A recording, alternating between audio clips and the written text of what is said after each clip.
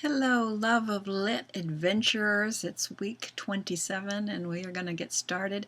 It's not going to be a very long session this time because we did more last week than we were planning on doing. So this week is going to be short and sweet. All right, so let's get started with your vocabulary words, your Latin roots.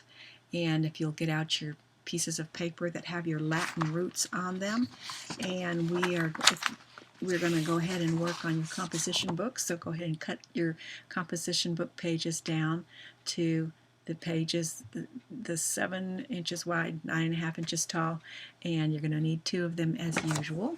Your 2 roots this time that you're going to talk about, or we're going to talk about, is neg, N-E-G. Neg means no.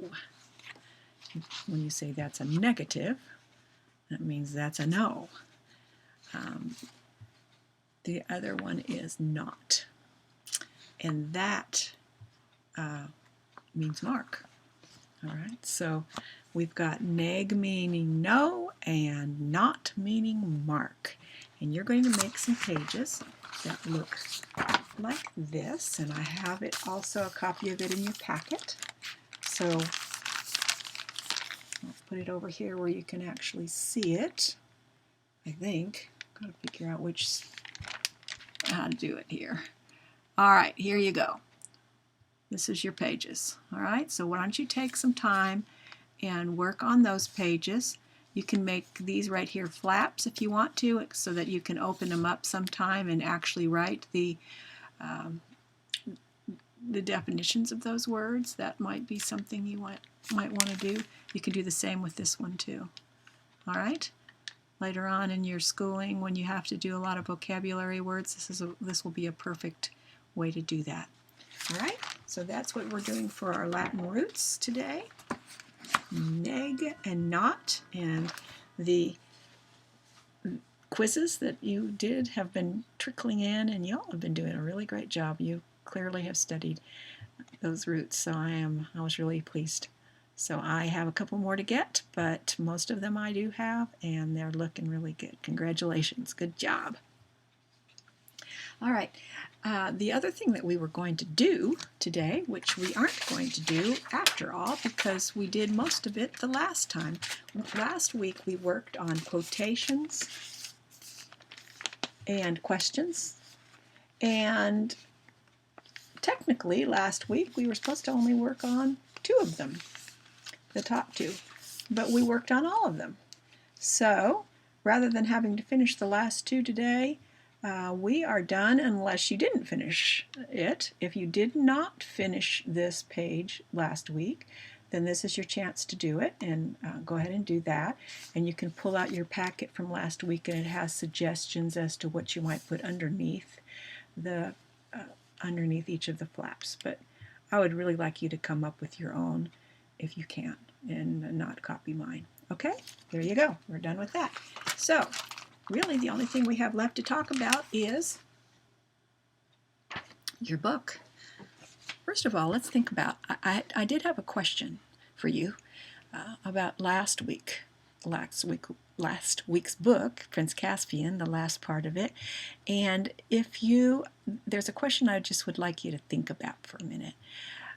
If you noticed through the book, not everybody saw Aslan at the same time.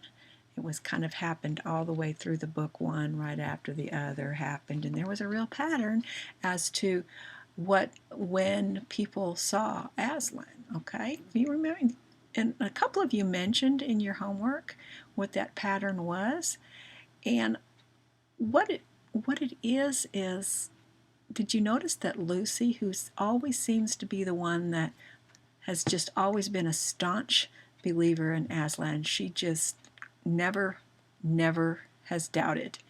And so she was really the first one to see Aslan, wasn't she? And then it's like each character only saw Aslan after they believed that he was there. All right, so it took Trumpkin, poor little old Trumpkin, took him forever to finally figure out that Aslan was a real Aslan. And I guess my question that I wanted to ask you, think about this for a minute. When we think about God, do you think, just think about this, do you think that the people who believe and want to believe and are looking for God are more likely or can find him quicker than those people who think, nah, there's no God. I don't think there's any God. What do you think? If a person just doesn't believe that there is God, is he or she going to see God anywhere? Or if someone is looking, do you think God will show himself to that person? Well, in Scripture it says he will. It says, if you seek me, you will find me. And so this was, to me, a perfect example of people who were on different levels of believing. And so Aslan kind of took them where they were. And as soon as they were really fully on board, really believing that he was really real, then they saw him. And we can sort of think about that in terms of our relationship with Jesus. Do we really believe him? Do we really believe he's real? Do we believe he's true? And the more we believe, the more he's able to show us about himself. Okay, so think about that. All right, and so we're going to change our subject here to a completely different book, and it's really a different book, and it is called Mrs. Frisby and the Rats of NIMH. Now, as you notice, down here you see this on mine. I don't know if your copy has this. On mine it has a little medal on it, and that's because this is a Newbery book, and it really deserves to be a Newbery book. It's a very, very good book. I think you'll really enjoy it. Now, I have a question for you. Okay, Mrs. Frisby is a mouse, and you can see there's a picture of her right on here. We all know what rats are, but what on earth is NIMH? What do you think it is? Well, I can tell you what it is, but I'm not going to. At least not this week. Maybe I will next week. I want you to find out what it is, because did you know that NIMH is a real thing? So why don't you dig and see if you can find out what NIMH is. Mrs. Frisby and the Rats of NIMH. It's a story about a little mouse and her family, and some things that she needs, some problems that she needs to solve. So this is what I would like you to do while you're starting to read this book. These are some questions that you think about while you are reading. First of all, what is the setting or settings? In this one, it's mostly just one big setting. Who are the characters in this story? What are they like?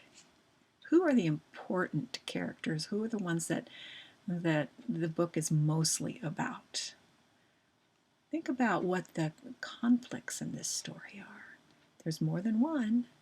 It starts out with a big one, and but the overall book has a conflict, and then there's several little ones as we go along. So think about that, because remember, in our reading, there's always some kind of a conflict. That's what makes a book interesting. It goes up, it starts kind of low, and then it goes up. Remember our picture of the roller coaster?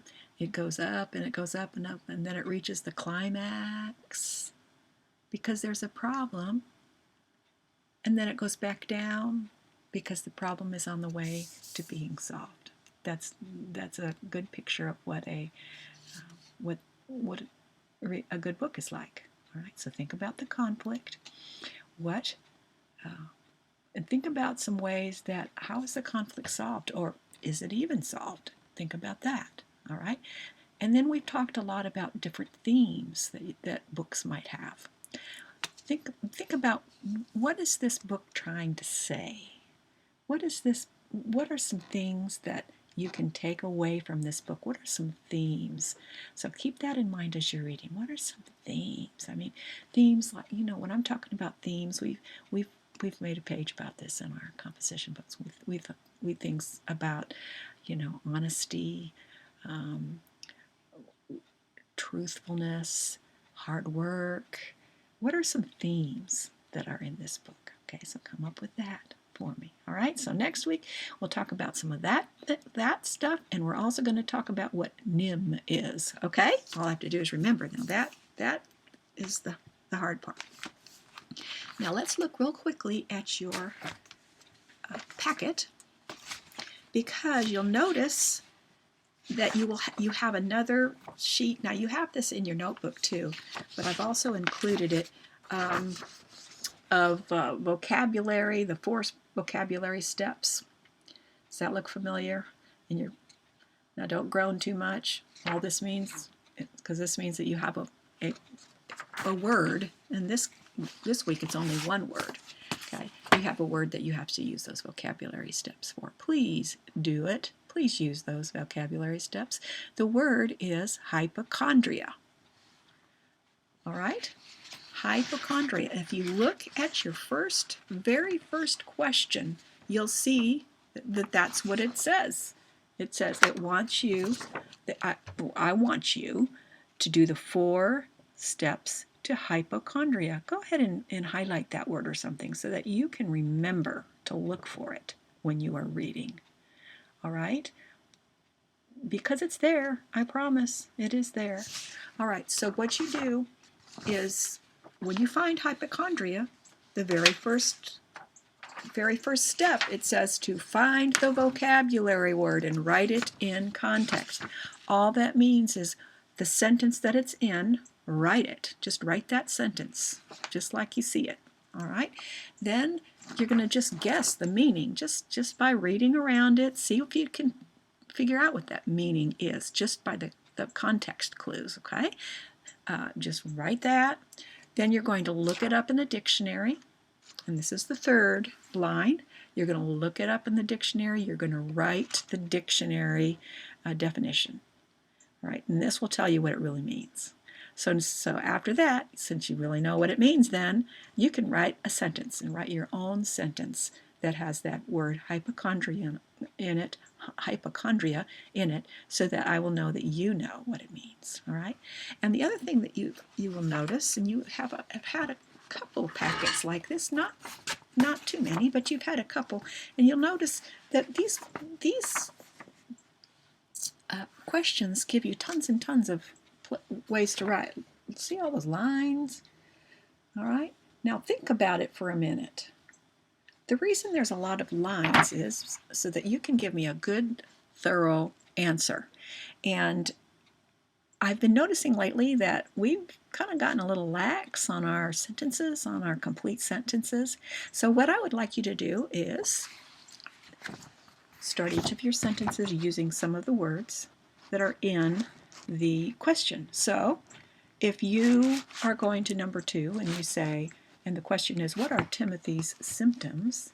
Well, you can start out your sentence with, Timothy's symptoms are da-da-da-da-da. Okay? Give me a complete answer. Just give me a complete answer. Okay, I want really good answers on this one too, and please, and on all of these. And watch your handwriting, make it nice and neat handwriting. And they aren't hard questions, but what I would like you to do, and I've mentioned this before, read the questions. Okay, so a lot of these questions, it says these questions are from chapter 1 and 2, these questions are from 3 and 4. So look at the questions before you start the chapter. Look at the questions, and then you'll know what you're looking for. And it'll be a lot easier than reading it and reading the whole thing and then going back and trying to remember, oh my goodness, where did I see that? I don't know. So, okay, go ahead and do that. So that's really all I'm going to say about that. And